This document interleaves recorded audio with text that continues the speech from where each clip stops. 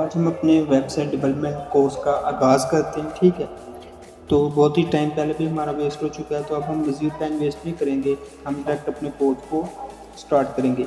Web development का course होगा जिसमें हम थ्योरी को भी लेकर चलेंगे और प्रैक्टिकली काम ज़्यादा होगा, थ्योरेटिकली हमारा काम कम होगा। क्यों? क्योंकि साथ साथ मैं आपको थ्योरी बताता जाऊँगा जितने की ज़रूरत होगी, और बाकी थ्योरी के लिए ये जो मेरे पास ये मेरी फाइल्स है, मतलब कि डाटा होगा, ये मैं आप लोगों को सेंड कर दूँगा। जैसे ये हमारी HTML लैंग्वेज कंप्लीट होगी, मतलब जैसे लैंग्वेज कंप्लीट होगी तभी आप लोगों को मैं नोट्स शेयर करूँगा, क्योंकि इससे आप लोगों को भी कन्फ्यूजन नहीं होगी। तो काम को लेट किए बगैर हम स्टार्ट करते हैं। डायरेक्ट अपना वेब ब्राउज़र ओपन किया हमने, वहाँ पर हम लिखेंगे वेबसाइट डेवलपमेंट आईडी। क्यों? क्योंकि हमें कोडिंग करने के लिए एक प्लेटफॉर्म की ज़रूरत है, और अगर आप लोगों को नहीं पता कि आप लोगों ने कौन सा प्लेटफॉर्म यूज़ करना है, तो आप सिंपल अपने वेब ब्राउज़र में जाकर लिखेंगे वेबसाइट डेवलपमेंट IDE। वहाँ हमारे पास डिफरेंट ऑप्शन है, आप एक को एक्सप्लोर करके देख सकते हैं कि वो क्या क्या फंक्शनैलिटी प्रोवाइड कर रहा है। ठीक है, जो भी आपको पसंद आए आप उसे इंस्टॉल कर सकते हैं, लेकिन मैं रेकमेंड करूँगा कि आप VS कोड का यूज़ करें। ठीक है, क्योंकि मोस्टली जो हम कोडिंग करते हैं वो VS कोड में करते हैं। VS कोड लिखेंगे, पहली वेबसाइट आएगी, आप उस पर क्लिक करेंगे और यहाँ पर विंडो का, अगर आप विंडो यूज़र हैं तो विंडो के लिए आप यहाँ से इंस्टॉल कर लेंगे, और अगर इसी तरह मैक है या दूसरे आपके पास ऑपरेटिंग सिस्टम है तो आप उसके लिए यूज़ कर लेंगे। लेकिन ये जो VS का कोड का सेटअप है ये उसी लैपटॉप पर काम करेगा या PC पर काम करेगा जो कि 64 होगा।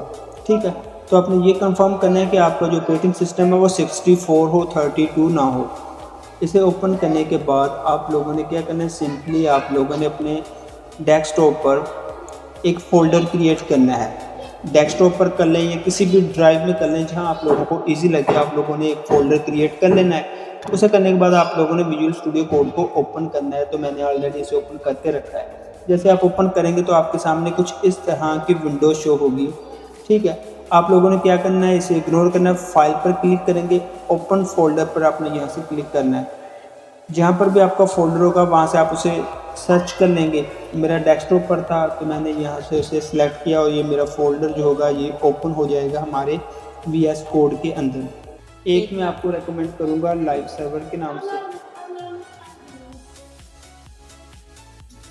आपने यहाँ से इस एक्सटेंशन को इंस्टॉल करना है लाजमी, ताकि बार बार हमें गूगल पर जाकर रिफ्रेश ना करना पड़े, हम यहाँ से डायरेक्टली हमारा काम हो जाए। ठीक है, ये सारा काम होने के बाद हम अपने उसी फोल्डर में आएंगे। यहाँ पर दो हमारे पास ऑप्शन है, न्यू का और फोल्डर का। इसी फोल्डर के अंदर अगर हमने फोल्डर बनाना है तो हम न्यू फोल्डर वाले पर क्लिक करेंगे, लेकिन हमने एक फ़ाइल बनानी है तो न्यू फाइल पर क्लिक किया। फाइल का नाम रख लेता हूँ मैं प्रैक्टिस HTML फाइल है तो हमने उसकी एक्सटेंशन भी लिखनी है HTML। ठीक है, तो मैंने यहाँ से किया ऐसे इंटर, तो हमारी ये जो फाइल होगी practice.html की ये हमारी कंप्लीट हो जाएगी। ठीक है, उसके बाद हम यहाँ पर एक स्ट्रक्चर ले लेते हैं, रफ सा स्ट्रक्चर। तो इसके लिए मैंने अपने लैपटॉप के कीबोर्ड से Shift+1 प्रेस किया तो कुछ ये साइन आएगा। ठीक है, मतलब कि ये हमारा स्ट्रक्चर आएगा। वेबसाइट का जो भी हमारा स्ट्रक्चर होता है ना वो कुछ इस तरह का होता है। उस पर जो पहली लाइन लिखी होती है वो होती है doctype HTML। Doctype basically ये बताता है कि हम HTML का कौन सा वर्जन यूज़ करेंगे। उसके हमारा HTML का टैग होता है जिसकी हमने लैंग्वेज बताई होती है कि हम इसमें इंग्लिश लैंग्वेज मोस्टली यूज़ करेंगे। HTML का टैग हम यहाँ पर स्टार्ट करेंगे और सबसे लास्ट पर उसे क्लोज भी करेंगे। क्लोजिंग के लिए हम यहाँ पर एक स्लैश होती है, /, इसे यूज़ करेंगे। ठीक है, उसके बाद हमारा हेड का टैग होगा। हेड टैग के अंदर बेसिकली हम वो काम करते हैं कि अपनी वेबसाइट का जो भी टाइटल होगा या जो भी एक्सटर्नल फाइल्स को हम लिंक करेंगे वो हम इस सेक्शन के अंदर करेंगे, इस हेड वाले सेक्शन के अंदर। इस हेड वाले सेक्शन के अंदर हमारे पास एक टाइटल का सेक्शन होता है जहाँ पर हम अपनी वेबसाइट का टाइटल लिखते हैं। फिर बॉडी का, जहाँ हम बॉडी लिखते हैं तो बेसिकली हम यहाँ पर क्लिक करेंगे और ये सारा स्ट्रक्चर हमारी वेबसाइट में ऐड हो जाएगा, हमें बार बार लिखने की ज़रूरत नहीं पड़ेगी। तो लेकिन मैं फिर भी आप लोगों को एक रफली लिख कर बता देता हूँ कि हम कैसे लिखेंगे इस स्ट्रक्चर को। फर्स्ट ऑफ ऑल हम लिखेंगे डॉक टाइप, उसके बाद हम लिखेंगे HTML के बाद हम लिखेंगे अपना हेड के बाद हम लिखेंगे टाइटल।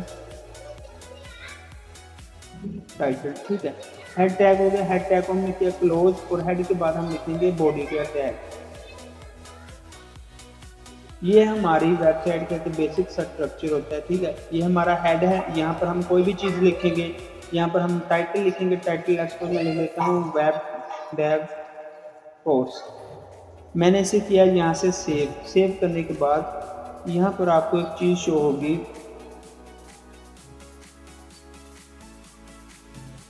गो लाइव, क्योंकि मैंने जो लाइव सर्वर आप लोगों को मैंने एक्सटेंशन बताई थी, अगर आपने वो इंस्टॉल की होगी तो आप यहाँ पर जस्ट सिंपली क्लिक करेंगे। अगर यहाँ पर नहीं क्लिक करना तो यहाँ पर राइट क्लिक करें, यहाँ पर एक ऑप्शन आएगा ओपन विद लाइव सर्वर। जैसे ही आप यहाँ पर क्लिक करेंगे तो आपकी ये जो वेबसाइट होगी ना ये ओपन हो जाएगी। अभी यहाँ पर शो रहा है कि आपकी वेबसाइट लाइव हो चुकी है। वो कैसे हुई है तो ये मैं आपको दिखा दूँ। यहाँ पर कुछ भी नहीं लिखा आ रहा है, क्यों? क्योंकि मैंने अपने HTML डॉक्यूमेंट पर कुछ भी नहीं लिखा, लेकिन मैंने एक चीज़ लिखी थी, टाइटल मैंने क्या लिखा था? टाइटल मैंने लिखा था वेब डेव कोर्स, टाइटल लिखा था। तो देखते हैं ये हमारा कहाँ पर शो होगा। ये देखिए वेब डेव कोर्स, जो मैंने टाइटल लिखा था, मेरी यहाँ पर जो सारी वेबसाइट होगी, लेकिन इसका जो टाइटल है वो वेब डेव कोर्स है। मैं थोड़ा सा इसे चेंज कर लेता हूँ। वेब मैं यहाँ से डेवलपमेंट वाले को कैंसिल करता हूँ, कंट्रोल एस कर सेव किया, अगेन ओपन किया तो यहाँ पर वेब कोर्स अब शो होगा, बाकी और कोई चीज़ शो नहीं होगी, ठीक है। अब मैं दोनों को कर लेता हूँ ताकि आप लोगों को लाइव ही शो हो हर चीज़ कि कैसे काम हो रहा है, ठीक है। अब हेड के अंदर मैं हेडिंग लिख देता हूँ। इससे पहले मैं आप लोगों को थोड़ा सा और इंट्रो दे दूँ कि अब हम मज़ीद इसमें क्या काम करेंगे। यहाँ पर हमने देख लिया, उसका स्ट्रक्चर भी हमने बना लिया। उसके बाद टैग्स हमारे पास दो किस्म के होते हैं, पेयर टैग्स और सेल्फ क्लोजिंग टैग्स, वो हम आगे जाकर पढ़ेंगे। फिलहाल हम जिस पर काम करेंगे वो पेयर टैग होंगे, मतलब जिस टैग को हम ओपन करेंगे उसे हम क्लोज भी लाजमी करेंगे। हेडिंग टैग्स पर बात करते हैं कि हेडिंग हम क्यों यूज़ करते हैं। वेबसाइट पर हेडिंग लिखने के लिए हम हेडिंग यूज़ करेंगे और उसके लिए हम कौन से टैग का यूज़ करेंगे? H टैग का यूज़ करेंगे, ठीक है। H टैग का हम करेंगे यूज़। हेडिंग H1 से लेकर H6 तक होती है और ये जो नंबरिंग होती है ना, इसका भी एक मकसद है। जो H1 होगी ये सबसे हाई होगी, मतलब उसका साइज़ भी ज़्यादा होगा और उसकी बोल्डनेस भी ज़्यादा होगी। हेडिंग 2 की कम होगी, 3 की और कम होगी, 4 की और कम होगी। ये कैसे होगी? चलिए आइए इसे हम विजुअल स्टूडियो कोड में देखते हैं। फर्स्ट बॉडी में हम जाकर लिखेंगे तो बॉडी में मैंने लिखा है H1, सॉरी H1 हमने रद्द करना था। उसके बाद हमने लिखा H2,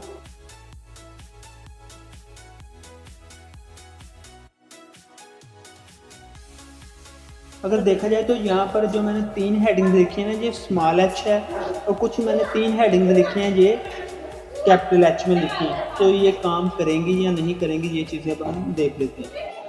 तो फर्स्ट ऑफ ऑल मैं यहाँ पर लिख लेता हूँ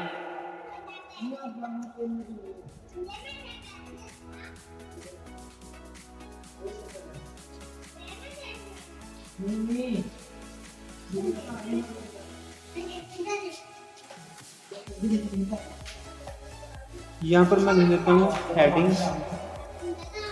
नंबर 1, ठीक है। मैं थोड़ा सा चेंजेस कर लेता हूँ क्योंकि मैंने सभी में एक बार लिखा। यहाँ पर मैंने लिखा 2, यहाँ पर लिखा 3, यहाँ पर लिखा 4, यहाँ पर लिखा 5 एंड यहाँ पर लिखा मैंने 6। ये हेडिंग मैंने लिख ली है, मैंने इसे किया सेव। अब ये हेडिंग्स मैंने लिखी है, कुछ में मैंने कैपिटल H यूज़ किया और कुछ में मैंने स्मॉल। ये काम करेगा या नहीं काम करेगा यही चेक करते हैं। तो उसके लिए मैंने वेबसाइट ओपन की और देखी। हेडिंग नंबर जो 1 थी उसका साइज़ भी सबसे ज़्यादा है और उसकी जो बोल्डनेस है वो भी सबसे ज़्यादा है। H2 की कम है, 3 की उससे भी कम है, 4 की उससे भी कम है, 6 इस तरह, मतलब जिस तरह नंबरिंग ज़्यादा होती जाएगी उसका साइज़ कम होता जाएगा, उसकी जो बोल्डनेस है वो कम होती जाएगी, ठीक है। तो H1 बेसिकली हम टाइटल्स वगैरह के लिए यूज़ करते हैं, H2 हम यूज़ करते हैं हेडिंग्स के लिए। और एक वेब पेज पर मोस्टली 2 H2 होने ज़रूरी हैं।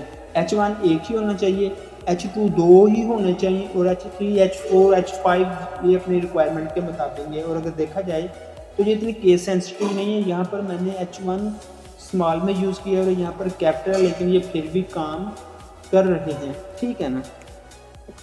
तो इस तरह हम अपने वेब पेजेस पर हेडिंग्स वगैरह को ऐड करते हैं। अब हम